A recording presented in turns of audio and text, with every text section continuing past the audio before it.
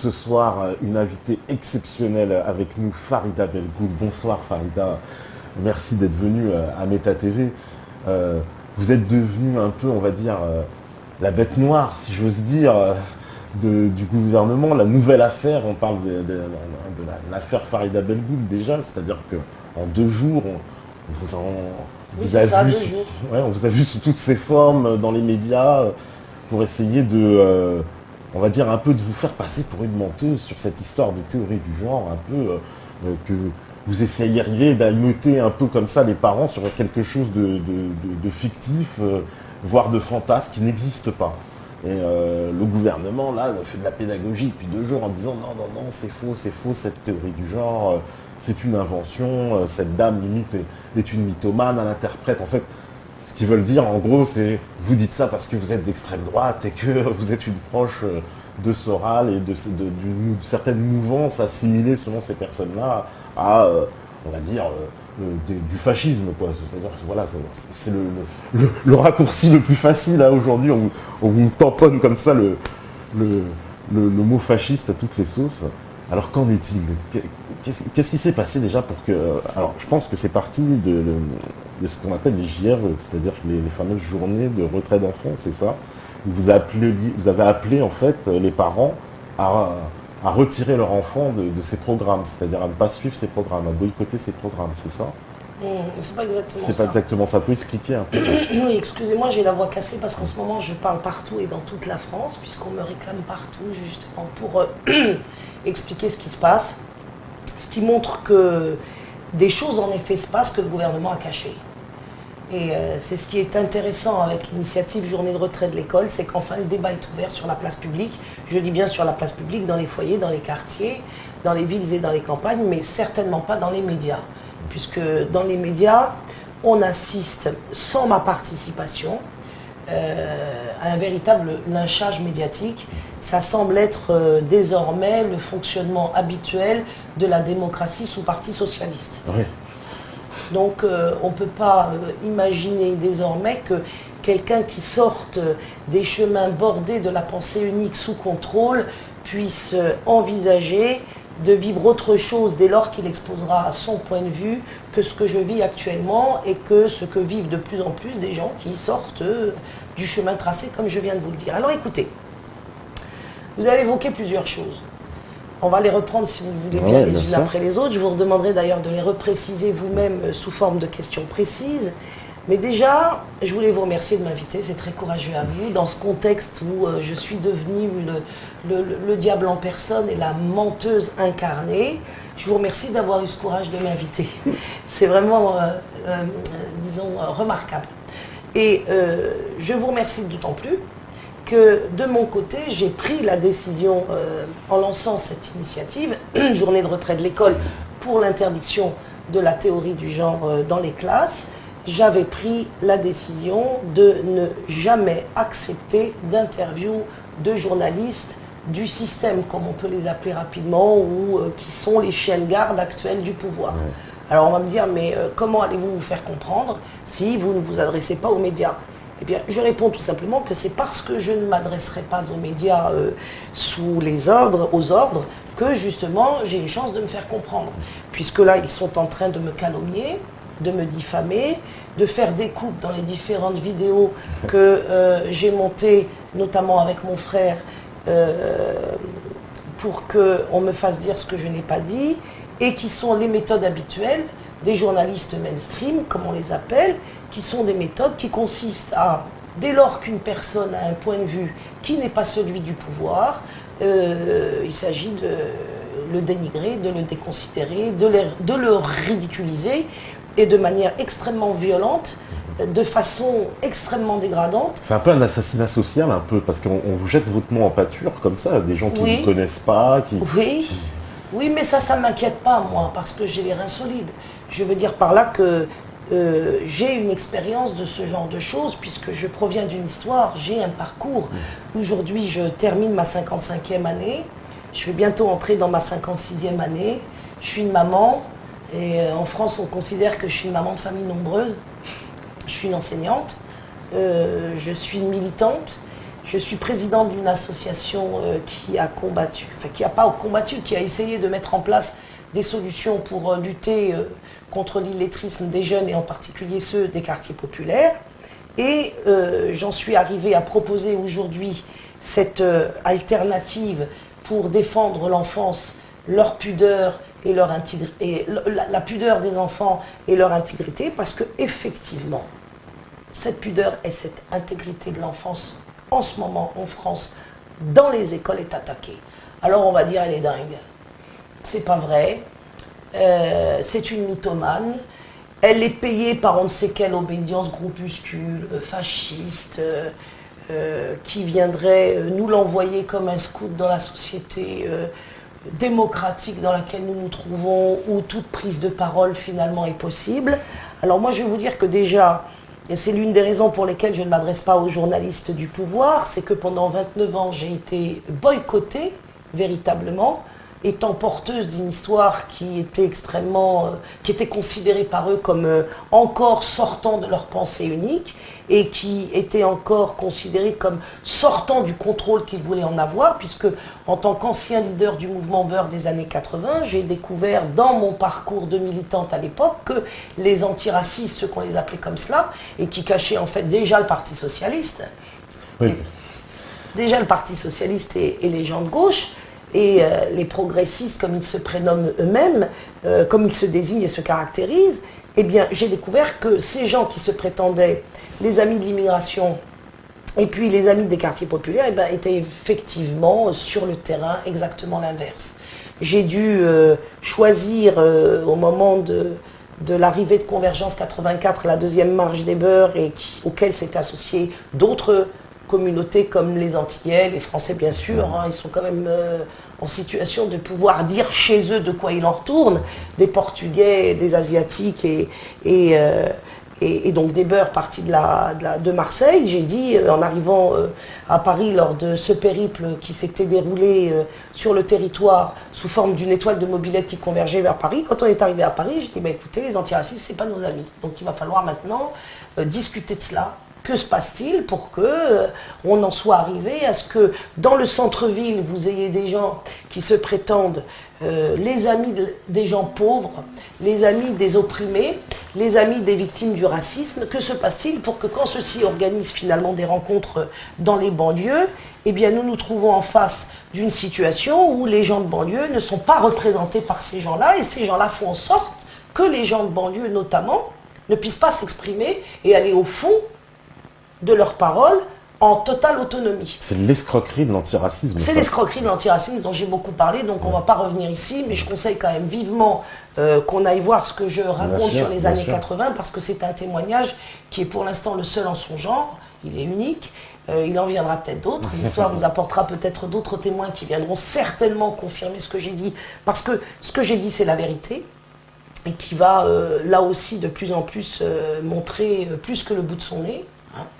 Et j'en suis arrivée donc à me méfier des journalistes, parce que ces journalistes ont contribué à m'enterrer vivante à l'époque et à mettre en place un mouvement contre le racisme qui portait le nom que tout le monde connaît de SOS Racisme, prétendument représentant des banlieues, qui n'a jamais représenté les banlieues et qui nous était envoyé de l'Élysée, dirigé par un certain Julien Drey dont on connaît aujourd'hui le bilan, animé par l'Union des étudiants juifs de France qui, socialement, le nom de leur association le prouvant, n'avait rien à voir avec les quartiers populaires, puisque les quartiers populaires, par définition, il n'y avait pas beaucoup d'étudiants à l'époque. J'étais l'une des rares étudiantes issues des quartiers populaires à l'université, je m'en rappelle très bien. Donc une union d'étudiants qui allait représenter les quartiers populaires, c'était pas du tout une représentation qui était honnête. Et le problème, c'est que l'Union des étudiants juifs de France, l'Élysée, avec SOS Racisme et le Parti Socialiste, n'ont pas du tout, comme d'habitude, je dis maintenant a posteriori, avancé à visage découvert. Ils se sont fait passer pour nous. Et ça, c'est absolument terrible. Ils se sont fait passer pour nous, ils ont parlé à notre place, ils ont prétendu des choses que nous n'avons jamais prononcées, exprimées, et que personnellement j'aurais jamais eu à assumer puisque j'étais en total désaccord. Il a fallu faire disparaître une génération entière pour que ces gens-là prennent notre place, et pendant 30 ans, soit les détenteurs d'une parole des banlieues dans lequel en fait il était plutôt question d'assurer la victoire électorale du Parti socialiste.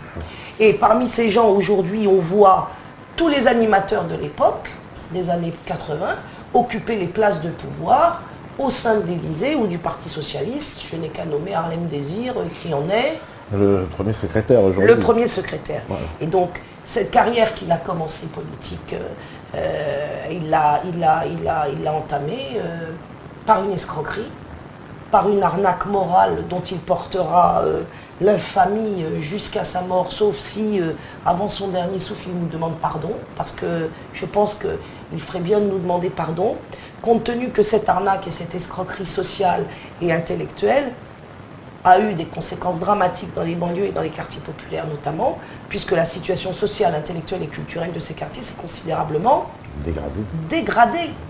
Et dégradée de manière mortelle, avec des dégâts qui sont considérables.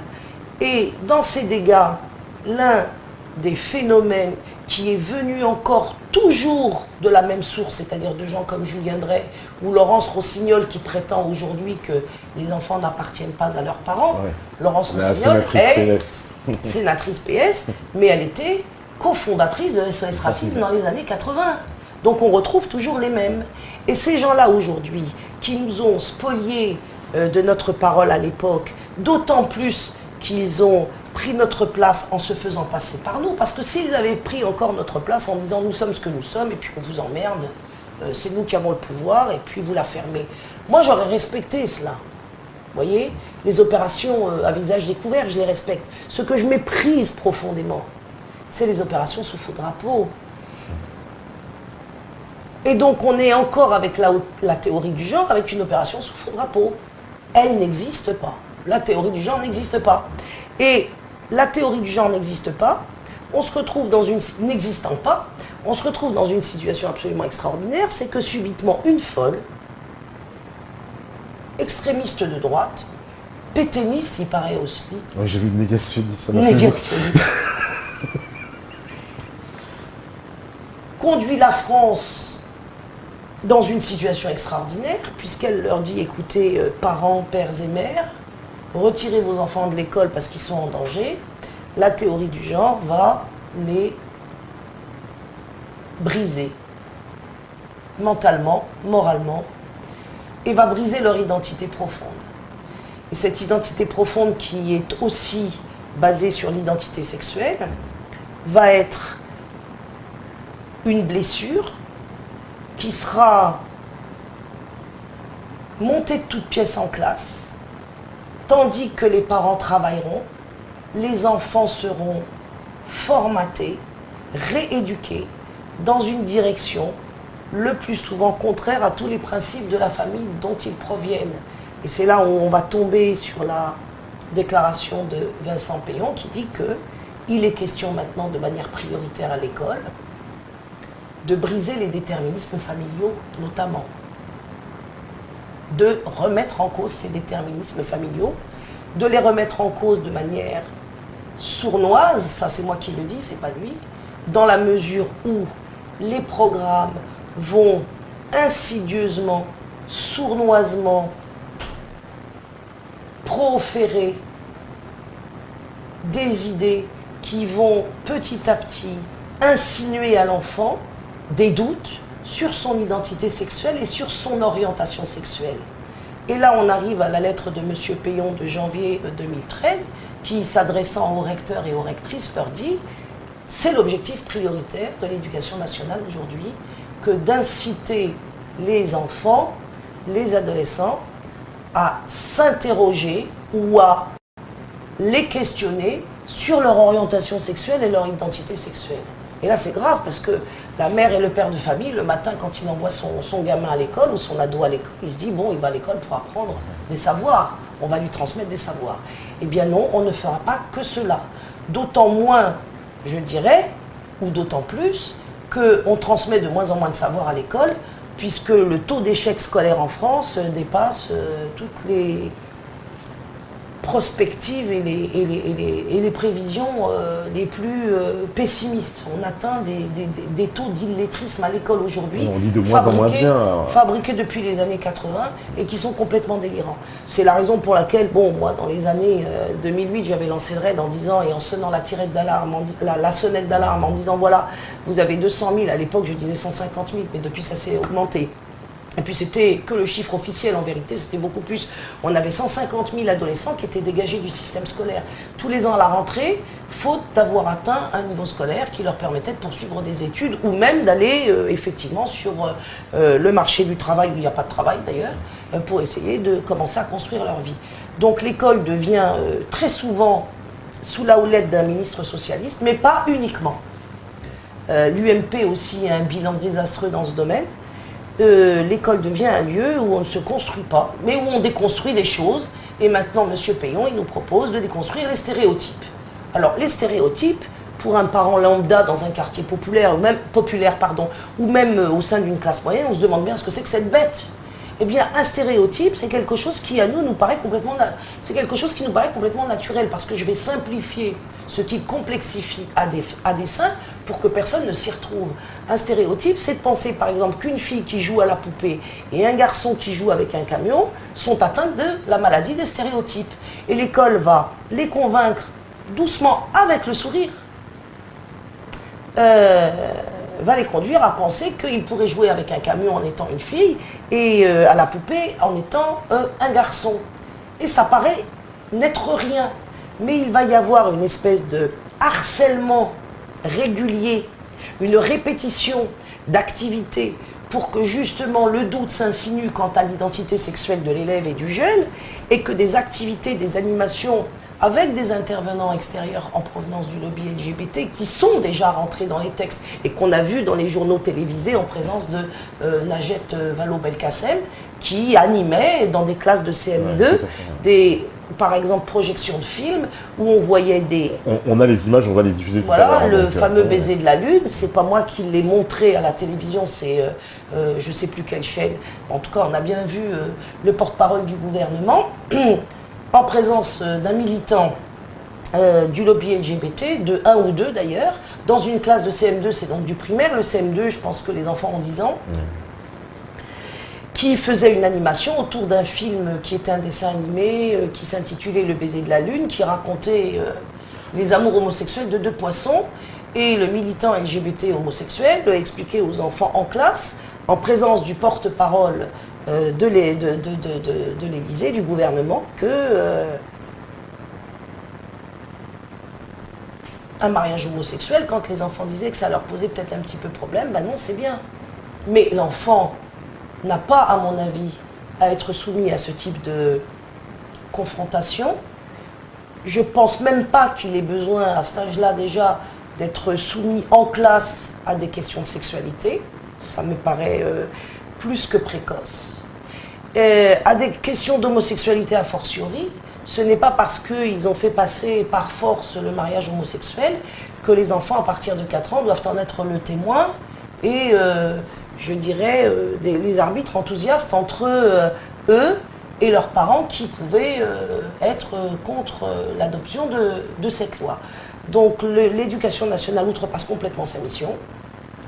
C'est-à-dire qu'elle se permet, depuis maintenant malheureusement longtemps, mais plus que jamais, avec l'introduction sournoise de la théorie du genre, de prendre la place des parents. C'est la raison pour laquelle Rossignol a dit « les enfants n'appartiennent pas à leurs parents ». Bah, bien sûr, Madame Dujnou, on en est là, effectivement.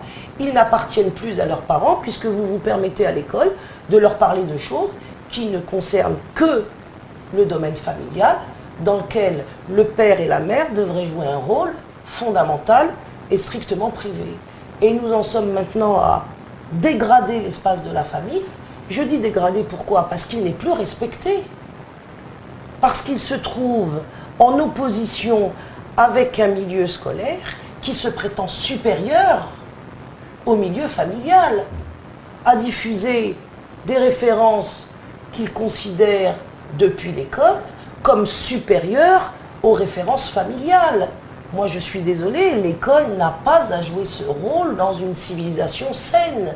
Alors on se moque de moi en disant « Oh, elle parle de décadence ». Mais qu'est-ce que c'est d'autre que cela? Lorsque l'État prend en charge l'éducation à la sexualité de manière aussi poussée et intime, est-ce que je ne suis pas en droit de parler de décadence? Et je vais en parler en termes complets. Je pense qu'il y a décadence du côté des parents aussi bien que du côté de l'État. Parce que nous, les parents, nous devrions effectivement être considérablement choqués par cette spoliation et cette dépossession de nos enfants. Or, nous l'acceptons parce que le fait accompli et la puissance étatique étant ce qu'elle est, nous nous mettons à considérer que nous ne pouvons rien faire par rapport à ces OPA sur nos enfants.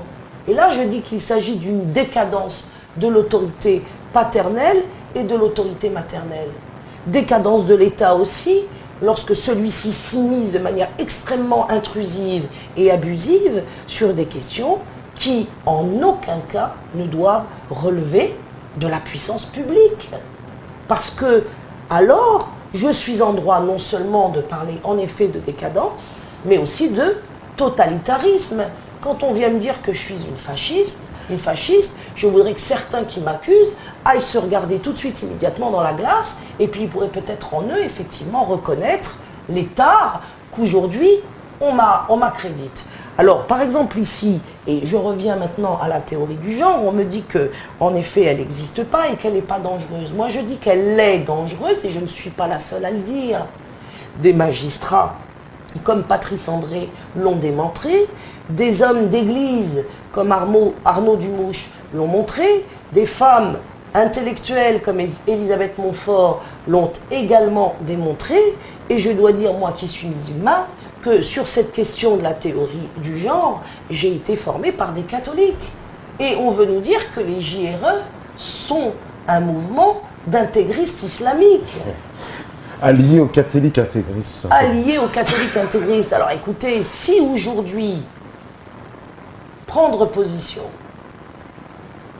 dans le monde dans lequel nous nous trouvons, dans la société dans laquelle nous sommes, et où en amenant nos enfants à l'école, ils se trouvent livrés à des gens qui eux-mêmes s'intitulent LGBT, lesbiennes, gays, bisexuels et transsexuels. Les mots me manquent. Comment pouvons-nous admettre, du côté des autorités, quand elles sont représentées par des hommes et des femmes responsables, ce qui ne semble pas être le cas aujourd'hui, et du côté des parents, comment peut-on admettre que des intervenants d'un lobby aussi groupusculaire, parce qu'on dit que je suis représentante d'un groupuscule d'extrême droite, mais je vous signale que je suis représentante d'une action nationale de pères et de mères de famille qui a montré son incroyable mobilisation et sa représentativité. Donc, on m'accuse d'une dimension groupusculaire qui n'est en vérité que celle du lobby LGBT, qui a quelques-uns en France décident de pénétrer dans les écoles pour parler aux enfants de choses dont parfois, dans certaines familles, nous ne parlons même pas entre adultes.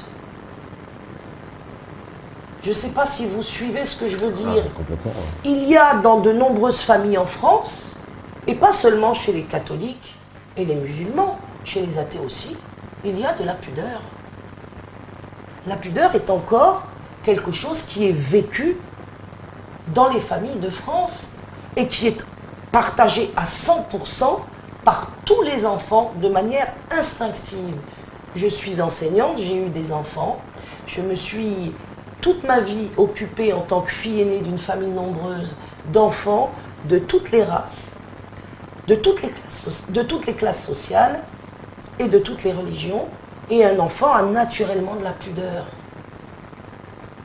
Et aujourd'hui, cette pudeur est mise à mal gravement par l'école publique, dans le dos des parents. Dans le dos des parents. Et comment peut-on comprendre, par exemple, cette histoire qu'on propose à la lecture des enfants? Le titre lui-même est absolument confus pour un enfant, Ouais. et même pour un adulte, Même pour un adulte.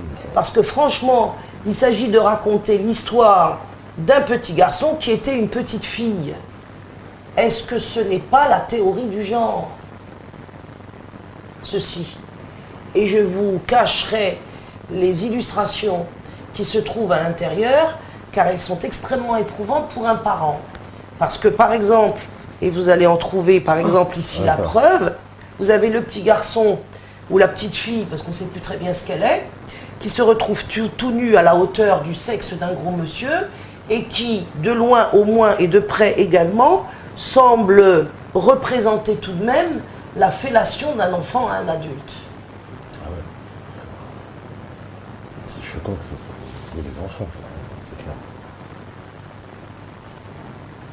Et ce livre ne date pas des années 2010. C'est un livre qui date des années 70. Donc, quand on me dit que la théorie du genre n'existe pas, alors que celle-ci avance et fait son chemin depuis des décennies, je dis que nous avons affaire, une fois de plus, au gouvernement du mensonge. Nous avons affaire, bon, Cahuzac, les statistiques du chômage. Et maintenant, la théorie du genre, qui n'existe pas. Alors, si cette théorie n'existe pas, comment se fait-il que le gouvernement tout entier, le ministre de l'Éducation en tête, s'est mobilisé d'une manière extrêmement déterminée, Alors, ils ont convoqué les parents, apparemment. violente, on va y revenir, Ouais. à l'égard d'un petit prof de banlieue qui ment. Parce que moi, je ne suis qu'un petit prof de banlieue qui ment. Le ministre et tout le gouvernement, et le porte, quand je dis tout le gouvernement, parce que le porte-parole est mobilisé sur cette affaire, et elle me menace d'ailleurs dans différentes vidéos. Donc le porte-parole du gouvernement, le ministre de l'Éducation, sont sur le pont, avec cellule de crise au rectorat, pour essayer de contrer une petite prof de banlieue qui ment. Ça ne tient pas la route. Ça ne tient pas la route, ça ne tiendra pas la route. On essaye de me faire peur, je n'ai pas peur. Si je suis venu vous parler ici, c'est pour montrer dans un média libre et indépendant que je suis prête à parler, à montrer mon visage et à dire mon nom, à assumer les propos que je tiens, à les réitérer, à appeler de nouveau les parents à se préparer à une nouvelle journée de retrait au mois de février, car nos enfants sont dans une situation qui est inqualifiable et qui n'a jamais été aussi grave. Maintenant, il faut qu'on parle de ce qui est arrivé aux parents après la journée de retrait à laquelle ils ont participé dans différentes régions de France et de manière, comme on dit, syndicalement massive, qui est un mot affreux, mais où ils ont été extrêmement nombreux à participer. Dans certaines écoles, on a eu 60% d'absentéisme ce jour-là. Aux Minguettes, par exemple, il y a eu des écoles quasiment vides, le 24 janvier. Et c'est la raison pour laquelle le gouvernement s'est mobilisé. Donc il y a eu un impact énorme, ça leur a fait peur. Énorme. Ça leur a fait peur. Énorme. Ce qui veut dire que, plus que pour le mariage gay, la France, les parents, le père, la mère, des notions qu'on veut faire disparaître, le papa et la maman. On veut faire disparaître le papa et la maman. Demain, est-ce qu'on ne va pas faire disparaître l'air? C'est même pas, donc c'est vrai que c'est... Donc, une mobilisation extraordinaire, une participation extraordinaire, une énergie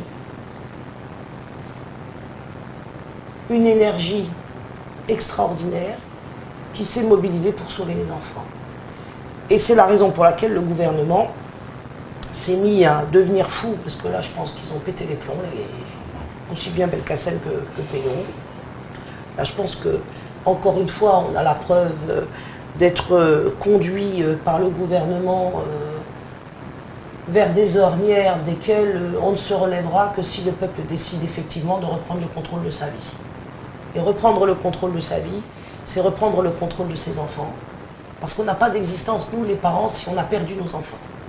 Si on a abandonné nos enfants dans une institution scolaire devenue folle, et si on les voit effectivement sous les coups sournois de la théorie du genre devenir des LGBT à leur tour, là je pense que nous aurons raté notre existence et que nous en souffrirons de manière considérable jusqu'à notre dernier souffle. La théorie du genre, je l'ai dit, je vais le répéter, parce que aussi bien Vincent Payon que Najat Belkacem, en prétendant qu'elle n'existe pas, alors qu'elle a prétendu le contraire en 2011. On a des déclarations de Najat Belkacem en 2011, je les mettrai sur le Facebook des JRE 2014 bientôt, où on la voit déclarer que la théorie du genre a des vertus avec lesquelles la société devra faire. Donc en 2011, pour Najat Belkacem, la théorie du genre existait. Et non seulement elle existait, mais elle avait ses vertus. Il faudra peut-être que je revienne tout à l'heure sur ce qu'est la théorie du genre en termes simples, parce qu'on peut la compliquer à loisir, d'autant plus qu'elle est là en fait pour confondre tout et tout le monde, de manière à ce qu'elle s'impose justement dans la confusion et dans le chaos, pour créer encore plus de chaos. Vous voyez? Donc la théorie du genre, Najat Vallaud-Belkacem employait elle-même cette expression il y a 2 ans, 3 ans à peine. La question qui se pose aujourd'hui, c'est pourquoi dit-elle que celle-ci n'existe plus, puisqu'elle a existé? À votre avis? Ça, je me pose bien la question, je sais pas. Elle a changé les termes, j'ai l'impression, non? Parce qu'elle maintenant elle dit que c'est l'égalité homme-femme, ou je sais pas. Voilà, les termes ont été changés, puisqu'ils se sont rendus compte que la société française, le peuple français, les parents de France ne l'accepteront jamais. Vous savez, le diable, pour enjoliver ses plans destructeurs, il met toujours quelques touches d'étoiles, saupoudre d'étoiles, ses projets. Eh bien, on va dénommer la théorie du genre respect, égalité, lutte contre les discriminations. Ça rapporte gros. Hein.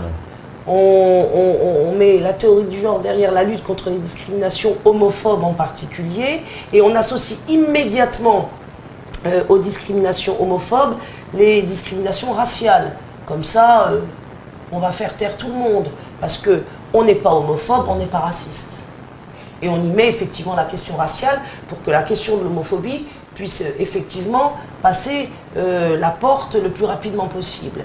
Donc non, on n'est pas homophobe, on n'est pas raciste. Donc si on n'est pas homophobe, on n'est pas raciste, de mon point de vue en France, pour l'avoir vécu ici pendant des années, si on ne comprend pas pourquoi cette lutte contre les discriminations de cette nature-là. Donc on les invente de toutes pièces, d'une certaine façon. Et ces inventions de comportements, je dirais, culturels français, la culture française a-t-elle jamais été homophobe? Pas trop, je pense, c'est une culture assez tolérante, la culture française quand même.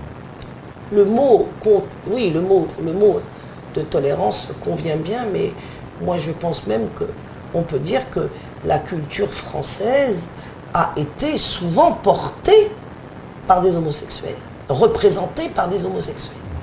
Donc, dont acte. La culture française est-elle raciste? La question peut être discutée longuement, mais force est de constater quand même qu'en France, nous avons eu la possibilité, à de nombreuses occasions, de se battre contre le racisme, et particulièrement dans les années 80, ce qui veut quand même dire que ce n'est pas une posture française qui est admise sans le moindre remords ou volonté de remise en cause. On n'a pas vécu l'apartheid de l'Afrique du Sud en France. Non. On n'a pas vécu non plus une situation idéale, mais cette situation idéale existe-t-elle quelque part sur cette terre? Donc, ces discriminations qu'on nous met en avant, discrimination homophobes, lutte contre les discriminations homophobes ou contre les discriminations raciales qu'on veut associer pour justement faire passer la théorie du genre, c'est une arnaque de plus, du même niveau et selon les mêmes modalités que l'arnaque de l'antiracisme des années 80. Comme c'est les mêmes personnes qui font le jeu, de toute façon, on réutilise les mêmes recettes. Vous savez, plus c'est gros, plus ça passe. Et puis ce qui a marché il y a 20, 30 ans, ben, puisque ça marche et qu'on est assez idiot pour continuer à se situer dans le déni, nous, les habitants de France, eh bien alors pourquoi pas continuer, puisque ça rapporte et que ça marche. Sauf que là, ça ne va pas marcher. Ça ne va pas marcher parce qu'ils viennent de s'attaquer sournoisement à ce qui constitue l'âme d'un père et d'une mère, c'est-à-dire ses enfants. On nous demande aussi, est-ce qu'il y a une volonté de légaliser la pédophilie dans cette théorie du genre? Ça, bon, moi je voudrais pas en arriver là tout de suite parce que je voudrais pas être assassiné à la sortie du studio. Hein? Il faudrait quand même qu'on se rende compte que c'est une question qui est extrêmement dangereuse. J'ai quand même encore quelques enfants qui comptent sur moi. Disons que il est question de légaliser la théorie du genre. Et que celle-ci comporte une hypersexualisation des questions scolaires qu'on n'a pas connues avant et dont on se demande bien, encore une fois, ce que cette hypersexualisation des programmes sous couvert d'égalité vient faire dans une classe et dans un programme scolaire. On ne peut que s'étonner de la présence de ces préoccupations sexuelles au sein de l'école. Voilà, ça je pense qu'on peut le dire comme ça. Que la théorie du genre se présente à l'école sous forme de préoccupations sexuelles à l'école et dans les programmes scolaires sous les noms de égalité filles-garçons. Donc là aussi on va dire que je suis folle, mais allez regarder sur le net, hein, vous trouverez les programmes, à moins qu'ils les enlèvent ce soir, parce que au fur et à mesure que je parle, vous savez, il y a des choses qui disparaissent des sites officiels du gouvernement, donc ça c'est pas mal. Notamment sur la ligne Azur, sur laquelle on reviendra peut-être tout à l'heure. Donc, allez regarder sur le net et vous allez par exemple trouver un rapport que je vous conseille d'étudier, je l'ai dit déjà il y a longtemps dans une de mes vidéos. Allez voir le rapport Technay, Michel Technay, qui a été déposé donc sur le bureau de monsieur Vincent Payon, et vous allez vous-même constater quels sont les projets du gouvernement dans ce rapport. Alors, puisque vous l'avez lu, qu'est-ce que vous en avez tiré? J'étais effrayé, quoi. C'est-à-dire que... Et pourquoi? Ce qui m'a effrayé, c'est qu'on rentre à ce point-là dans ce qui était un... Puisque justement, voilà, on parle de domaine réservé, il y avait un domaine réservé aux parents avant.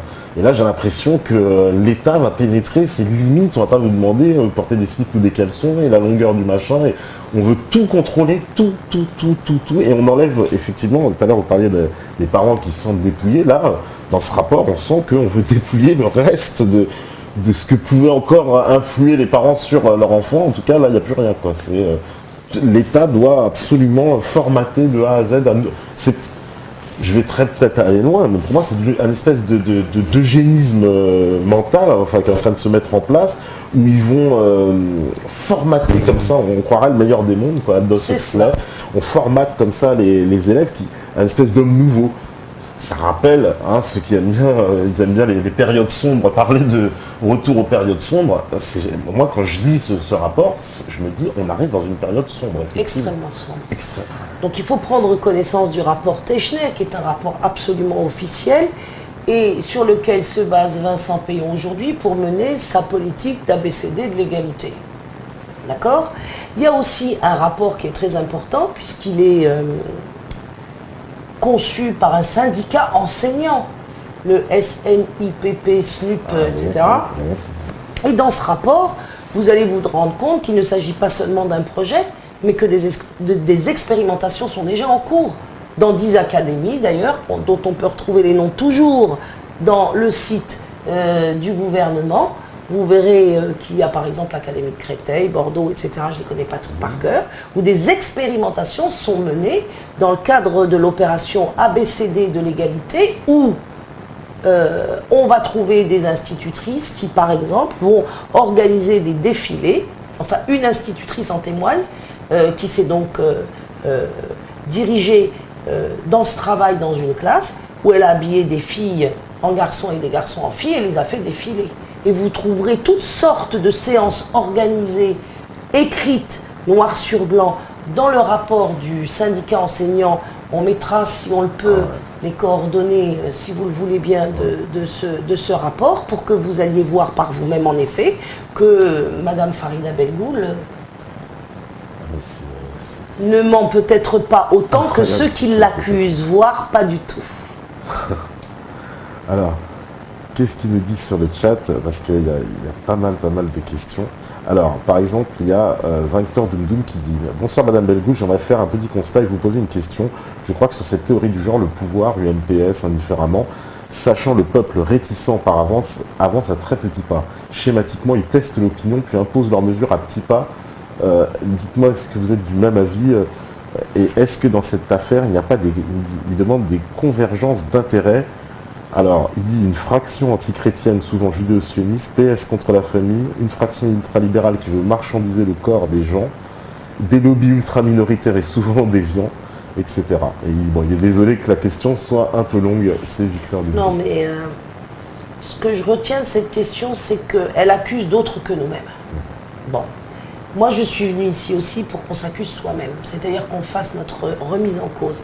Je pense que la théorie du genre, quelle que soit l'analyse qu'on peut faire autour du fait qu'elle nous est imposée de l'extérieur par de vilains méchants, est aussi quand même le produit de nos échecs familiaux à nous.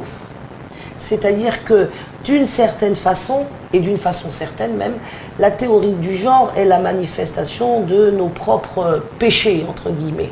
Je veux dire par là que cette théorie du genre n'aurait pas pu s'imposer comme ça dans les écoles de nos enfants si nous avions su défendre notre famille avant même d'en arriver là. C'est-à-dire que tout le monde veut être conseiller municipaux, par exemple, dans les quartiers populaires aujourd'hui, lorsque des élections à ce niveau se présentent. Moi, je dis maintenant, compte tenu justement de ce que je découvre avec l'introduction de la théorie du genre à l'école, je dis que ce ne sont pas des conseillers municipaux dont nous avons besoin, ce sont des conseillers conjugaux, car nous devons sauver les couples. Si nous nous étions préoccupés d'empêcher le divorce se répandre comme il s'est répandu, et je le dis parce que ça s'est fait au détriment des enfants, moi, 2 adultes qui divorcent et qui n'ont pas d'enfants ne m'empêchent pas de dormir. Mais là où il y a une violence inouïe, c'est lorsque l'enfance au milieu de ce divorce se retrouve ensuite la proie de programmes comme celui de l'ABC de l'égalité, et où aucun des 2 parents ne peut se rendre compte du piège dans lequel se trouve son enfant, parce qu'il n'y a plus de concertation entre les parents, et que cette absence de concertation entre les parents empêche aussi la concertation avec l'enfant, et que nous perdons le contrôle de notre vie effectivement petit à petit, alors qu'en face de nous, le contrôle est de plus en plus prégnant. C'est-à-dire que nous sommes dans une situation de division jusqu'au sein de nos familles, et que cette division aujourd'hui, clairement, porte préjudice de manière extrêmement grave à la pudeur et l'intégrité de nos enfants. Je crois qu'il faut qu'on réfléchisse à ce que c'est que le mariage. Effectivement, le mariage s'est dégradé, et c'est parce qu'il s'est dégradé aujourd'hui qu'on vient dire, bah écoutez, votre saleté là qui ressemble plus à rien, bah nous on va l'améliorer. Et on va l'améliorer en proposant, au lieu d'un homme et une femme qui, à 2 mariages sur 3, sont séparés, on va vous faire la panacée avec un homme et un homme, une femme et une femme. Puis finalement, vous vous battez là pour, en cas de divorce pour la garde des enfants, la pension alimentaire que le type la plupart du temps ne veut pas payer. Et ben nous, finalement, ce qu'on va faire, c'est qu'on va créer la PMA et puis la GPA, parce que comme ça, on ne se battra pas, on aura payé la grossesse de l'embryon qu'on aura finalement acheté, et il n'y aura pas de conflit avec la mère, puisque celle-ci n'aura été effectivement qu'un ventre alloué, comme l'a proposé Pierre Berger, lequel est le patron du monde. C'est-à-dire que le Monde aujourd'hui m'accable. Son patron, c'est Pierre Berger. Pierre Berger, c'est quelqu'un qui a proposé aux femmes de cette planète, et évidemment aux plus pauvres, de louer leur ventre comme exactement les hommes louent leurs bras, et ça ne l'interroge pas du tout, ça lui paraît normal. Comment peut-on imaginer que sur ce que je dis aujourd'hui, le Monde peut dire la vérité? Il est payé par Pierre Berger, renfloué financièrement, régulièrement, parce que toute la presse écrite aujourd'hui s'effondre. Oui, bien sûr. C'est-à-dire que bon, les Français, ça va bien 2 subventionnés. minutes. Je suis en train de les critiquer en disant, nous, Français, aujourd'hui, on a vraiment sauté les plombs parce qu'on s'est laissé déposséder. Il n'empêche que quand même, les gens ne vont plus lire la presse écrite. Libération, c'est la même chose. Alors, Libération, c'est pareil. On fait des articles pour me ridiculiser. Moi, je vais ressortir les coupures de presse de Libération des années 70, où on trouvait de véritables articles de soutien aux pédophiles de l'époque. Et où on voit même, j'ai la coupure de presse à la maison, des dessins représentant une petite fille faisant la fellation à un homme dans les colonnes du journal. Le journal Libération a défendu des pédophiles et a débattu sur la question de la pédophilie aussi simplement qu'on débattrait, nous, de la cueillette des pâquerettes dans le Vaucluse. Et ils ont été pendant un temps des gens qui, pour répondre à la question précédente, ont effectivement essayé de contribuer, peut-être pas à une dépénalisation, mais en tout cas à une sorte d'acceptation culturelle plus ou moins oiseuse pour effectivement considérer que la sexualité entre un enfant et un adulte pouvait être envisagée. Bien, Libération a ensuite, sous la pression de la société tout de même, changé son fusil d'épaule et pendant des années a plus ou moins laissé tomber cette ligne qui était effectivement catastrophique. Alors aujourd'hui, ils se reconnaissent dans la théorie du genre. Je demande à ceux qui m'écoutent aujourd'hui de faire des recherches sur les liens entre Libération et celui qui le paye. Ça me paraît important, celui qui le finance. Et puis des liens aussi sur Libération et son rôle et le rôle qu'il entretient au corps des hommes, au corps des femmes, au corps des enfants, à sa relation avec la culture sexuelle en général, au libertinage en particulier. Et si en faisant des recherches on considère que les positions de Libération dans ce domaine sont intéressantes, on y fera effectivement le lien avec le soutien qu'il apporte aujourd'hui à la thèse de la rumeur et à la thèse de l'inexistence de la théorie du genre.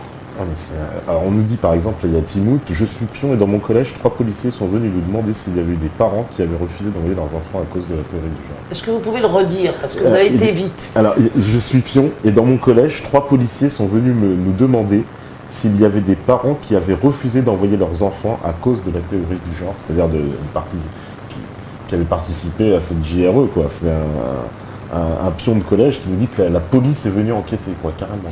Oui, on a eu plusieurs témoignages, il n'y a pas eu que dans l'établissement de ce pion, comme il se dit lui-même là, il y a eu plusieurs témoignages qui montrent que la police a été mobilisée sur cette question. C'est-à-dire que vous vous rendez compte. Des papas et des mamans décident une journée de garder leurs enfants avec eux pour débattre les uns avec les autres. Moi, j'étais pas partout, hein.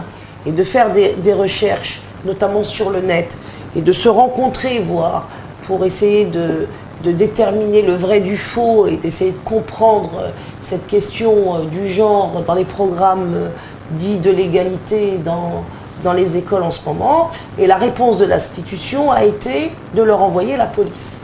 Alors qu'il n'y a eu évidemment aucun trouble à l'ordre public, puisque j'ai moi-même insisté personnellement à plusieurs reprises auprès des parents qui me suivaient pour ne pas distribuer de tracts à la sortie des écoles, même si cela a été fait, mes déclarations ont toujours fait en sorte de demander aux parents de ne pas le faire parce que je craignais la polémique aux abords des écoles. J'ai demandé aux gens de se rencontrer dans des lieux fermés privés, ce qui est encore un droit pour nous de discuter dans des espaces qui sont privés.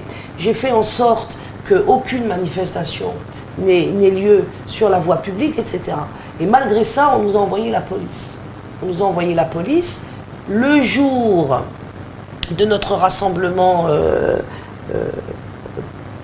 en Ile-de-France dans une base de loisirs. Des gendarmes aussi sont venus voir ce que nous étions en train de trafiquer. On était 250 personnes dans une salle, ce qui était considérable, à 60 km de Paris. Des parents se sont déplacés sur 60 km pour que nous puissions ensemble justement discuter de la journée de retrait de l'école et de ses motivations. Pour dire que c'est une question qui touche au plus profond de l'être d'un père et d'une mère. Ouais. Parce que les gens ils sont mobilisés, donc avec ces mobilisations Internet, autant le dire. Oui, et même, ce qui s'est passé, c'est incroyable.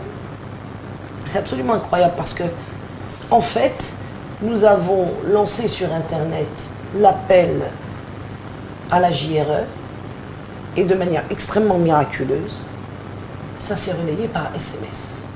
Et je vous dirais que j'ai appris qu'une mobilisation peut s'effectuer par SMS. Ce sont des SMS qui ont fini par nous arriver aussi à nous et qui ont été une véritable traînée de poudre dans tout le pays et qui ont mobilisé, je dirais, probablement 70% de notre mobilisation. C'est 70% de notre mobilisation qui a été effectuée par ces SMS que nous n'avons pas envoyés, que nous avons reçus nous-mêmes, et probablement 30% de notre mobilisation par notre propre travail. Et j'en veux pour preuve le fait que personnellement, j'avais loué une salle qui devait avoir une capacité de 100-150 personnes dans une base de loisirs. C'est bien la preuve que j'attendais pas des milliers de personnes. Et il y a eu des milliers de personnes qui se sont mobilisées et auxquelles j'ai dû demander de ne pas venir dans la base de loisirs puisque la capacité d'accueil avait déjà dépassé 200 le lieu. Donc si j'avais pensé que j'allais atteindre cette audience-là, je ne me serais pas retrouvée dans une salle d'une capacité d'accueil aussi peu élevée. Et les SMS ont fait un travail extraordinaire et qui nous a surpris nous-mêmes. Alors on nous dit aussi qu'en Allemagne, il y a des parents qui ont fait de la prison parce qu'ils ont refusé les cours sur le gender. Oui, ça c'est terrible. Ça c'est terrible. Bon, l'Allemagne c'est un pays qui n'est pas la France et qui est sur cette question extrêmement totalitaire. La crainte que j'ai, c'est que la France se dirige sur la même voie un petit sur peu. la même voie. Parce que là, on vous envoie la police et puis dans pas longtemps, on va apprendre qu'on a arrêté tel parent ou tel parent. Ben, oui, ça c'est un petit peu la crainte qu'on peut avoir. Mais je veux dire que sur l'Allemagne, par exemple, les choses sont encore différentes de la situation française dans la mesure où déjà en Allemagne, l'instruction en famille est interdite par la loi. Donc, lorsqu'on se retrouve avec, et c'est sur cette base en fait qu'on va mettre en prison des gens qui auront empêché des enfants d'assister à des cours sur la théorie du genre. Parce que l'instruction en famille est interdite par la loi. Et je vous le donne en mille, quel est le régime qui a interdit l'école à la maison en Allemagne? C'est les nazis. C'est le Troisième Reich. À tous les coups. Et aujourd'hui, les sénateurs UMP proposent La même loi en France. la même loi en France. C'est-à-dire que on me traite de fasciste et les sénateurs UMP proposent en France une loi inspirée par le Troisième Reich. Pour interdire donc les personnes de pouvoir Pour donner interdire l'éducation, aux familles de faire et de pratiquer l'école à la maison qu'on appelle l'instruction en famille et qui peut exister sous des formes diverses, avec ou sans cours par correspondance. D'accord. Et là, il ne s'agit pas du PS, mais de l'UMP, De l'UMP. mais de sénateurs UMP, oui. Ils sont tous vraiment... Alors là, on nous dit le 18 janvier 2014, des parents organisés en Allemagne à Cologne une manifestation contre les cours obligatoires d'éducation sexuelle version gender, où les enfants, dès la maternelle, sont confrontés à un contenu pornographique explicite, les invitant à tester sur eux des pratiques qu'ils n'ont pas encore connues. Voilà, donc ça c'est ce dont on en parle sur Internet, mais on en parle aussi de manière très sérieuse en dehors d'Internet. Alors est-ce que là aussi il s'agit d'une rumeur? Bah apparemment, ouais, on nous a mis le lien, alors je pourrais pas aller voir ce que ça donne tout de suite, mais j'ai vu passer plusieurs articles là-dessus, quoi. C'est très très inquiétant, quoi. Extrêmement inquiétant. En tout cas, il y a une sextoy qui a été... fabriqué en Suisse, qui est une boîte dans laquelle on met des jouets qui représentent des sexes de femmes et des sexes d'hommes et qui seront effectivement distribués aux enfants. En Suisse. En Suisse. En Suisse. Bon, on va faire une petite pause et puis revenir. Je voudrais dire quelque chose avant la petite pause, parce qu'elle me paraît extrêmement importante, cette information, dans la mesure où je ne voudrais pas la dire trop tard dans la soirée, si jamais des gens qui vont travailler soient dans l'obligation de me laisser, pour aller se coucher, reprendre des forces. Eh bien, je veux dire que les parents qui ont fait la JRE ont considérablement souffert après la JRE. Ils ont été l'objet d'un harcèlement et de représailles extrêmement cruelles de la part du gouvernement. Monsieur Vincent Payon a ordonné que des convocations soient lancées dans tous les établissements pour que les parents qui ont participé à la JRE soient amenés dans les bureaux d'inspecteurs de l'éducation nationale et pour rendre des comptes. Pour avoir déscolarisé cette journée-là, leurs enfants auxquels on a refusé le motif de la JRE. C'est-à-dire que vous avez plein d'enfants dont les parents ont notifié, comme c'était prévu par la JRE, qu'ils avaient retiré ce jour-là les enfants de l'école pour l'interdiction de la théorie du genre en classe.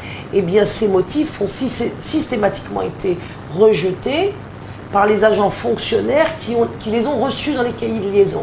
Ce qui est absolument incroyable. Vous avez des directrices d'école ou des directeurs d'école qui sont des pères ou des mères de famille eux-mêmes et qui ont joué la carte contre les parents, contre les enfants. Certains ont rassemblé des enfants ou les ont pris en tête-à-tête pour les punir sévèrement, de manière humiliante par exemple, en leur attribuant des zéros, en leur attribuant des heures de colle, en les menaçant de sanctions avant que la JRE ait lieu, quand des parents ont commis l'erreur justement d'aller prévenir l'école qu'ils allaient participer à cette action, et une véritable répression qui relève du harcèlement moral, qui est condamnable par la loi, s'est mis en place à l'éducation nationale, partout où des parents ont osé retirer leurs enfants une journée pour justement réfléchir sur la question de la présence de la théorie du genre sous une forme voilée et sournoise dans les programmes de leurs enfants.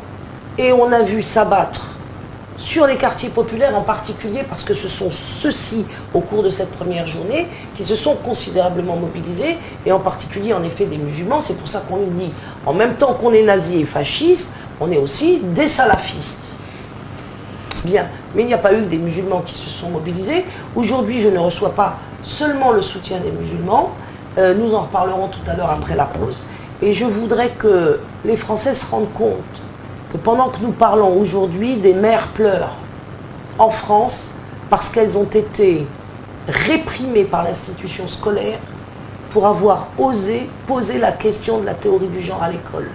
Je voudrais qu'on se rende compte qu'aujourd'hui des enfants pleurent parce qu'ils ont été sanctionnés, parce que leurs parents ont pris la décision de les retirer de l'école ce jour-là pour soulever et comprendre toujours cette fameuse question de la théorie du genre à l'école. Des pères ont été humiliés, toujours pour la même raison.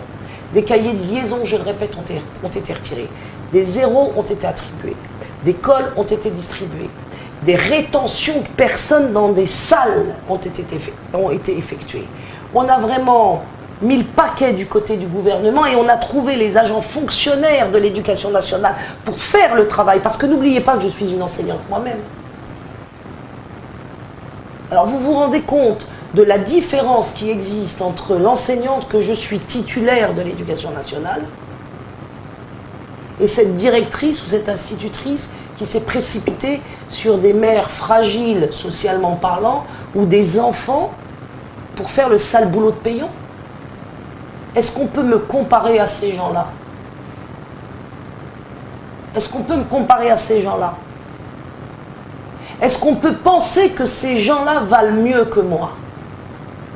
Et je ne dis pas ça pour me vanter, mais parce qu'aujourd'hui, aux parents qui ont participé, on dit que Farida Belgoul est une folle.